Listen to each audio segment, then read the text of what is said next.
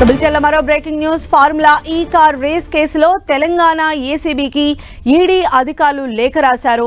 Formula ఈ car race case పైన ED అధికారులు ఆరా తీస్తూ ఉన్నారు. ఎంత మొత్తంలో ప్రభుత్వ నిధులు దుర్వినియోగం అయ్యాయో తెలపాలని ఏసీబీని ఈడీ కోరినట్టుగా మనకు బ్రేకింగ్ న్యూస్ అందుతోంది. ఫార్ములా ఈ కార్ రేస్ కేసులో ఇప్పటికే తెలంగాణ ఏసీబీ దూకుడు పెంచింది. హెచ్ఎండిఏలో జరిగినటువంటి ఈ ట్రాన్సాక్షన్స్కి సంబంధించిన ఫైల్స్ని ఒకవైపు రిఫర్ చేస్తూ ఉంది.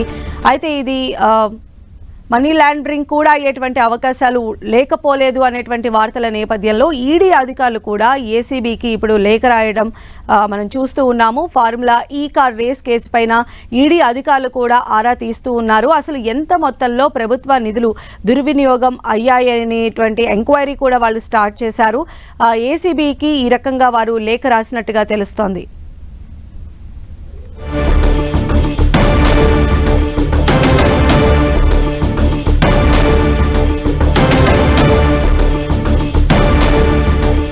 ఫార్ములా ఈ కార్ రేస్ కేసులో మరొక అప్డేట్ మనకు అందుతోంది. తెలంగాణ ఏసీబీకి ఈడీ అధికారులు లేఖ రాశారు.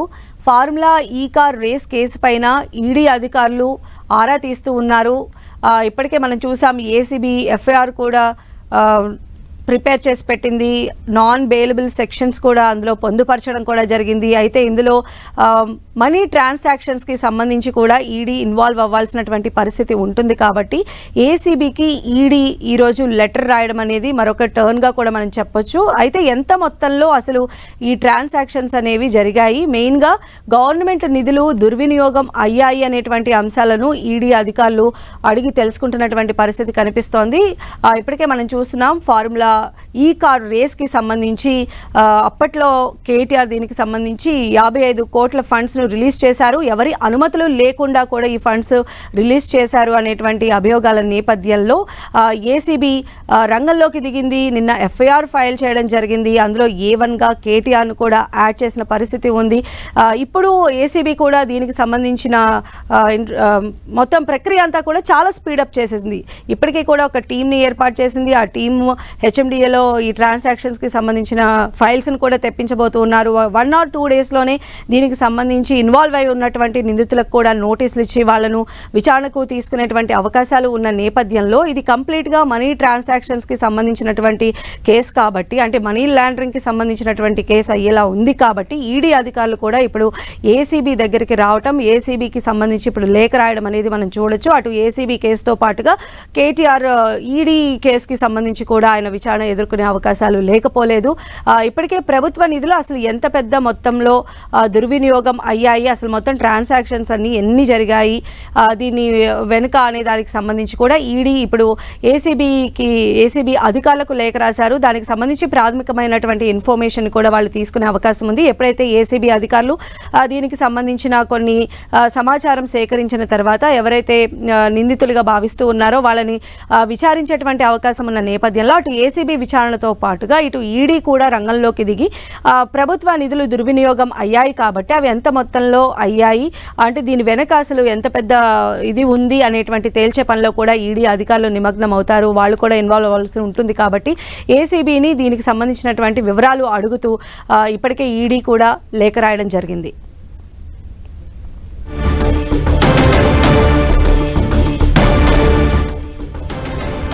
మరిన్ని అప్డేట్స్ మా ప్రతినిధి కిరణ్ అడిగి తెలుసుకుందాం. కిరణ్, సంధ్య, తెలంగాణలో సంచలనం సృష్టించిన ఈ ఫార్ములా రేస్ సంబంధించిన కేసు వ్యవహారంలో తాజాగా ఈడీ కూడా ఏసీబీకి లేఖ రాసింది. ఎంత మొత్తంలో ప్రభుత్వ నిధులకు సంబంధించిన దుర్వినియోగం అయ్యాయి అని తెలపాలంటూ కూడా ఏసీబీకి ఈడీ కొద్దిసేపటి క్రితం ఒక లెటర్ రాసింది. ఏసీబీ అధికారులకు సంబంధించి కూడా పూర్తి సంబంధించిన కేటీఆర్ పై నమోదైన కేసు వివరాలు ఇవ్వాలంటూ కూడా లేఖలో పేర్కొంది. ఎఫ్ఐఆర్ కాపీతో పాటు హెచ్ఎండిఏ అకౌంట్స్ నుంచి ఎంత మొత్తంలో బదిలీ చేశారు వివరాలను కూడా ఈడీ కోరింది. దీంతో పాటు దానకిషోర్ ఫిర్యాదు సంబంధించిన కాపీని కూడా తమకు పంపాలంటూ కూడా చెప్పి, దీంతో పాటు ఇప్పటికే ఈ ఫామ్ రేస్ సంబంధించి కూడా 3 విడతలకు సంబంధించి కూడా వివిధ జాతీయ బ్యాంకుల అమౌంట్ కూడా సదరు కంపెనీలకు పంపినట్టు చెప్పిన నేపథ్యంలో సంబంధించిన బ్యాంకు ట్రాన్సాక్షన్ సంబంధించిన వివరాలను కూడా తేదీలు సహా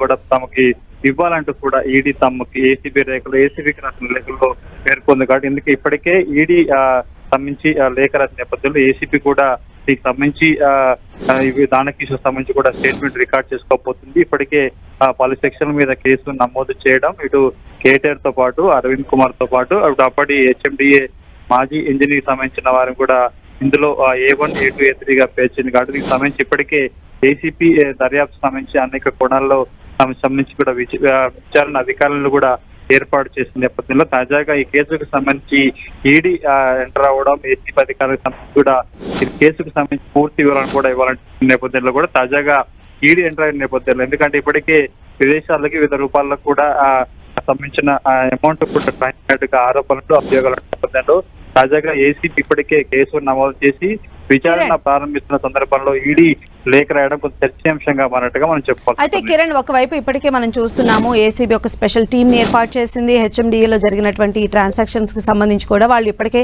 ఆధారాలు సేకరించేటువంటి పనిలో ఉన్నారు. ఇప్పుడు ఈడీ కూడా అటాచ్ అయింది కాబట్టి, అంటే కేటీఆర్ ఇందులో A1 గా ఉన్నారు కాబట్టి ఎలా ఉండబోతుంది అనుకోవాలి నెక్స్ట్ స్టెప్స్? అంటే అటు ఈడీ నుంచి, ఏసీబీ నుంచి, రెండు చోట్ల నుంచి కూడా కేటీఆర్ విచారణ ఎదుర్కోవాల్సి ఉంటుంది కదా మస్ట్ గా.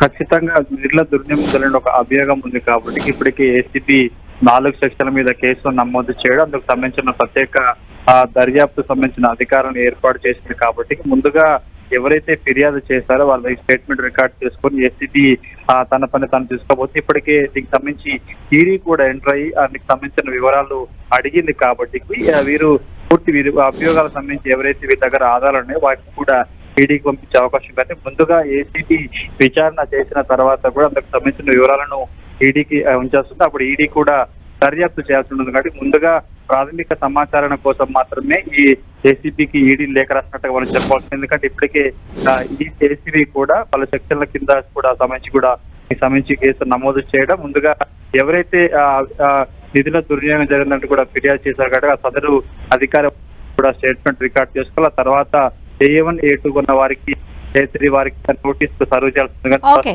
ఏసీబీ ప్రాసెస్ కొనసాగి ఈడీ ఇచ్చిన లేఖకి ఏ విధంగా స్పందించి వారు అడిగిన వివరాలు లేదా చూడాలి. రైట్ కిరణ్. సో ఫార్ములా ఈ కార్ రేస్ కేసులో తెలంగాణ ఏసీబీకి ఈడీ అధికారులు లేఖ రాశారు. ఫార్ములా ఈ కార్ రేస్ కేసు పైన ఈడీ అధికారులు ఆరా తీస్తున్నట్టుగా మనకు తెలుస్తోంది. ఎంత పెద్ద మొత్తంలో ప్రభుత్వ నిధులు దుర్వినియోగం అయ్యాయో తెలపాలని చెప్పి కూడా ఏసీబీని ఈడీ కోరిన పరిస్థితి ఉంది. ఫార్ములా ఈ కార్ రేస్ కేసులో రంగంలోకి ఈడీ కూడా ఇప్పుడు జాయిన్ అయింది. దానకిషోర్ ఫిర్యాదు కాపీ కూడా ఈడీ పంపించాలని చెప్పి ఏసీబీని కోరిన లేఖలో ప్రస్తావించింది. లావాదేవీలు జరిగినటువంటి ఆ స్పెసిఫిక్ డేట్స్ కూడా ఇవ్వాలని చెప్పి ఏసీబీని ఈడీ లేఖ ద్వారా కోరింది.